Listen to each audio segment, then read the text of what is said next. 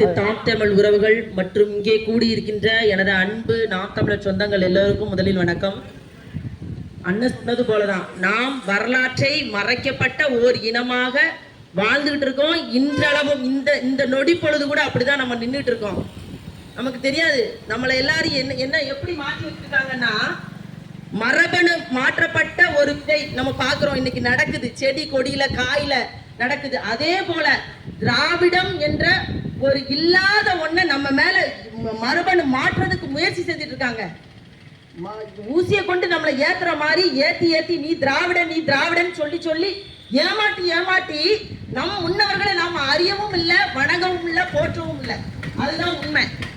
அவர்களை எல்லாரையும் அண்ணன் சத்தியனை சொன்ன மாதிரியே சாதிய வடிவில் அடைச்சி நம்மளை எழுந்து வர்றதுக்கு இன்றளவு இந்த நொடி பொழுதும் நமக்கு தடை தான் இருக்கும். ஏன்னா நம்ம ஒன்று சேர்த்துட்டோம்னா யாருக்கு வலிக்கும், யாரு கண்ணீர் சிந்த வேண்டியது இருக்கும், யாரு ஆட்சி அதிகாரத்துல இருந்து கீழே உழ வேண்டி இருக்கும், இந்த திராவிடர்களுக்கு. அவங்க என்ன பண்ணுதாங்கன்னா, அதனால அவர்களுக்கு வலிக்குது. நம்மளை ஒன்று சேர விடாமல் என்னென்ன திட்டங்கள் தீட்டணுமோ அதெல்லாம் இந்த மண்ணில தீட்டிக்கிட்டே தான் இருப்பாங்க. சாதிய மோதல்களையும் சண்டைகளையும் ஏன் எதுக்கு வருது? சாதிய சண்டை நம்ம போட்டோமா? எனக்கு தெரிந்து எங்க ஊர்ல யாரையும் நாங்க அப்படி அழைச்சதே கிடையாது. எல்லாரையும் அக்கா, தங்கச்சி, மைனி, சித்தி, எங்க அம்மா அத்தன் கூப்பிட்டா நான் ஆச்சின்னு கூப்பிடுவேன். இப்படிதான் நம் முன்னவர்கள் நம்ம ஊர்ல நம்ம வாழ்ந்துட்டு இருந்தோம். ஒற்றுமையா தான் இருந்தோம்.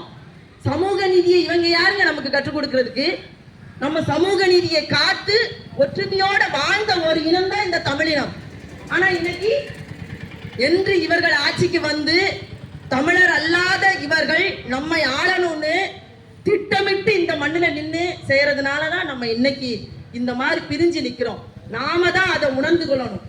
உண்மையிலே அண்ணன் சொன்ன மாதிரி ஐயா முத்துசாமி ஆச்சாரி அவர்கள் விருதுநகர்ல பிறந்து காமராசர் ஐயாவோட பள்ளி காலத்திலேயே அவரோடு ஒன்றாக கல்வி பயின்றவர் ஐயா.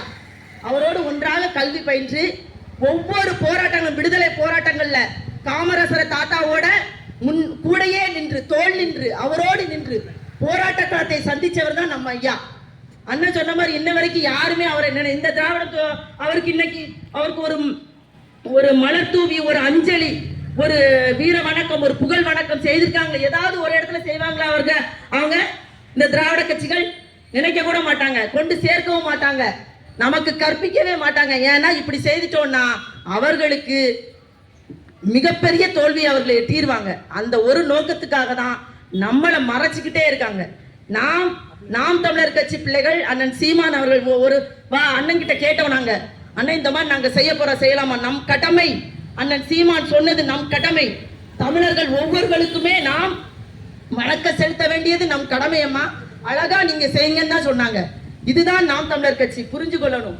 எல்லோரும் புரிந்து கொண்டு இங்கே தமிழர்களாக ஒன்று கூடி இருக்கிற எங்களை பார்த்து நீங்களும் எங்களோடு வந்து பயணிக்குமாறு உங்களை பேரன்போடு இந்த தருணத்துல நாங்க கேட்டுக்கொள்றோம். உறுதியாக ஐயாவோட இந்த நினைவு நாள்ல நாங்க உறுதி ஏற்கிறோம். விரைவிலேயே 26ல உறுதியா தமிழர் தேசத்தை படைக்காமல் இந்த நாம் தமிழர் கட்சி அண்ணன் சீமானும் ஓய மாட்டோம் என்பதையும் இந்த இடத்துல சொல்லிக்கொள்ள விரும்புகிறோம்.